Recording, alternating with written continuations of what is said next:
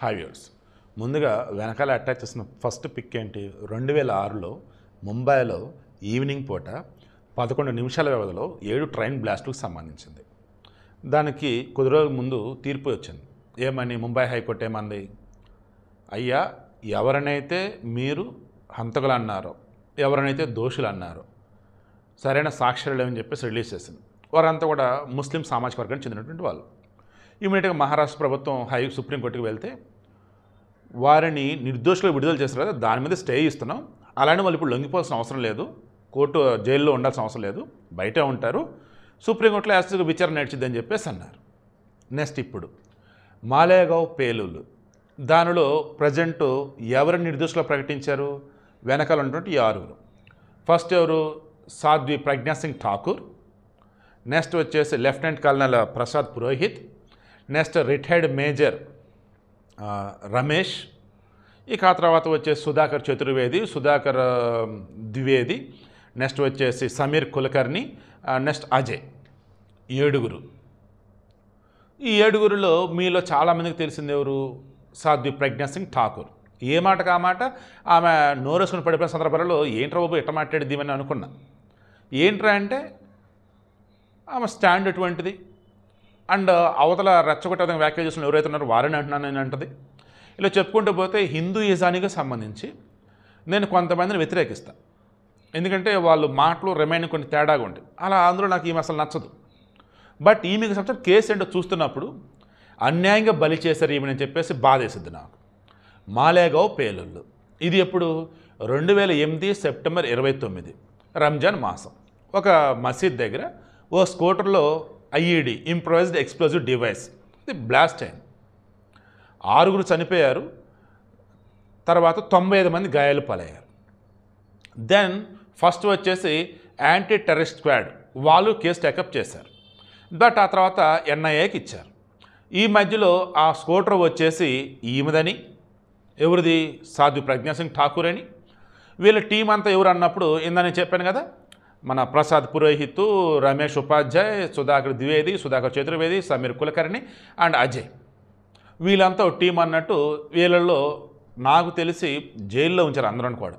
ఆ తర్వాత మొత్తానికి బెయిల్ మీద బయటకు వచ్చారు. ఈ మధ్యలో ఎన్ఐఏ కోర్టు వచ్చేసి ఫాస్ట్ అప్ చేసింది. దాన్ని మన ఏప్రిల్లో విచారణ మొత్తం పూర్తయింది. ఇప్పుడు తీర్పు ఇచ్చారు. ఏమని? First thing, unlawful activities prevention act అన్నాడు, ఉపా చట్టం అంటారే, అది ఇక్కడ వర్తించదు అన్నారు. ఎందుకంటే ఏవైతే మీరు సబ్మిట్ చేసే పత్రాలు అవి సరిగా లేవు.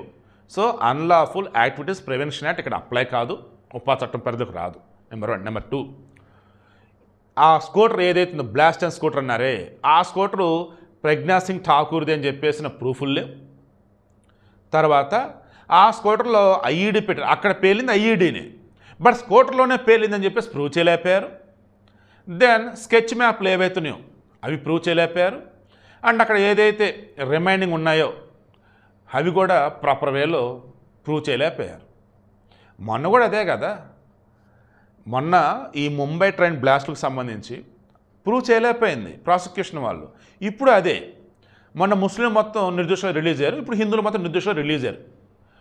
2004 నుంచి 2009 వరకు ఉన్నటువంటి గవర్నమెంట్ ఎన్సీపీ వాళ్ళది. ఎన్సీపీ వాళ్ళు ముఖ్యమంత్రి, బట్ ఎన్సీపీ కాంగ్రెస్ కలగలిపి అనమాట గవర్నమెంట్ ఫామ్ చేసింది మహారాష్ట్రలో. అంటే 2006లో జరిగినటువంటి బ్లాస్ట్ ఏవైతే ట్రైన్ బ్లాస్ట్ అప్పుడు ఎన్సీపీ గవర్నమెంట్, 2008లో జరిగినటువంటి ఈ స్కూటర్ బ్లాస్ట్ అప్పుడు ఎన్సీపీ గవర్నమెంట్, ఎన్సీపీ కాంగ్రెస్ వాళ్ళే. దెన్ యాంటీ టెర్రరిస్ట్ స్క్వాడ్ వాళ్ళు కానీ ఎన్ఐఏ వాళ్ళు కానీ వాళ్ళ పైన వాళ్ళు సర్వేగా చేశారని అనుకున్నా. ముంబై ట్రైన్ బ్లాస్ట్ కేసులోనూ సాక్ష్యాలు సరిగా లేవు, వాళ్ళు మొత్తం నిర్దోషులు రిలీజ్ అయిపోయారు. దేవు కోర్టు మాత్రం వాళ్ళు తప్పు చేశారని దోషులు అని అన్నారు.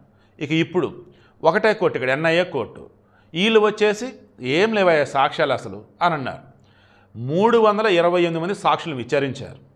ఓకే, తర్వాత 10,800 సంబంధించినటువంటి ఆధారాలు ఏవైతే మొత్తం దాన్ని ఏం చెప్దాం అనలైజ్ చేశారు.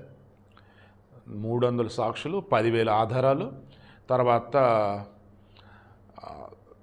దాన్ని ఏం చెప్దాం ఆ చుట్టుపక్కల కొన్ని పట్టుకున్నారు వాళ్ళు, దాన్ని ఏం ఆధారాలా లేదన్నప్పుడు ఆయుధాల వాటెవర్ ఇట్ ఇస్, అవి మొత్తం కూడా ఫిల్టర్ చేసుకుంటూ పోయి ఉన్నారు. ఎక్కడ కూడా ఈ కేసులో ఇప్పుడు ఎవరినైతే ఎక్యూజ్డ్ అన్నారో వాళ్ళు దోషులని తేల్చేందుకు ఏవి సరిగా లేవు. అంటే ఫ్యాబ్రికేటెడా? ఇప్పుడు ప్రజ్ఞా సింగ్ ఏమంటుంది తెలుసా, 17 సంవత్సరాల పాటు నా జీవితాన్ని నాశనం చేశారు, దానికి ఎవరు సమాధానం చెప్తాడు, నా జీవితం నాశనం అయిపోయింది, అన్యాయంగా నన్ను కేసులు ఇరికించారని చెప్పేసి గతంలో చెప్పింది ఇప్పుడు అదే చెప్తుంది. అంటే మసీదు దగ్గర బ్లాస్టులు జరిగితేనేమో అది హిందువులు చేసినట్టు, బయట ఎక్కడైనా వేరే చోట్ల చేస్తే ముస్లిం చేసినట్ట. ఎందుకు కేసు విచారణ చేస్తున్న వాళ్ళు ప్రాపర్ వేలో సాక్ష్యాలను సబ్మిట్ చేయలేకపోతున్నారు? ఎవరినైతే ఎక్యూజ్ అని చెప్పేసి అరెస్ట్ చేశారో, జైలులో పెట్టారో, చివరికి వారిని దోషులుగా ఎందుకు నిరూపించలేకపోతున్నారు? సమస్య ఎక్కడ? కోర్టులదా, విచారణ చేస్తున్న వారిదా, జడ్జిలదా, ప్రాసిక్యూషన్దా, పోలీసులదా, సాక్ష్యాలు చెప్పేవారిదా, ఎవరిది? సంవత్సరాల తడిపే 2006 ముంబై బ్లాస్టులకు సంబంధించి మొన్న అంటే అదొక 4, ఈ మధ్యలో వచ్చేసి ఒక 10, 5 అంటే ఎన్ని సంవత్సరాలు? 19 సంవత్సరాలకి తీర్పు అది. ఇప్పుడు ఇది 17 సంవత్సరాల తీర్పు. ఈ మధ్యలో జైలుల్లో ఉన్నోళ్ళు కొంతమంది, చనిపోయేవాళ్ళు కొంతమంది. సో నా బాధలో ఒకటే, మన దగ్గర దర్యాప్తు సంస్థలు కానీ, జడ్జిలు కానీ, కోర్టులు కానీ, మన సిస్టమ్ కానీ ఇంకా అప్గ్రేడ్ అవ్వాల్సిన అవకాశం అయితే చాలా ఉంది. వీలైనంత త్వరగా శిక్షలు పడే విధంగా, వీలైనంత త్వరగా సాక్షుల్ని అండ్ అక్కడున్న ఆధారాలని సేకరించి తీసుకొచ్చి జడ్జి మీద ప్రవేశపెట్టి త్వరగా తీర్పులు ఇచ్చి, ఆ తీర్పుల్లో శిక్షలు కనుక వేసినట్టు ఆ శిక్షలు అమలాగా చేయగలిగితే అప్పుడు అంత సవ్యంగా ఉండదు. లేదంటే యాదావిదే ఎవరిని అమాయకులను తీసుకొస్తారు, బలి చేస్తారు, అండ్ ఒకరు నిజమైన దోషులు ఉన్న హ్యాపీగా బిందాస్గా బయటికి వెళ్తారు. సో ఇది ఓవరాల్గా మాలేగావ్ పేలుళ్ళ కేసులో కూడా ఎవరైతే ఎన్నాళ్ళుగా దోషులు అన్నారో, ఎక్యూజ్డ్ అన్నారో, తప్పు చేశారన్నారో వాళ్ళు కూడా నిర్దోషులే.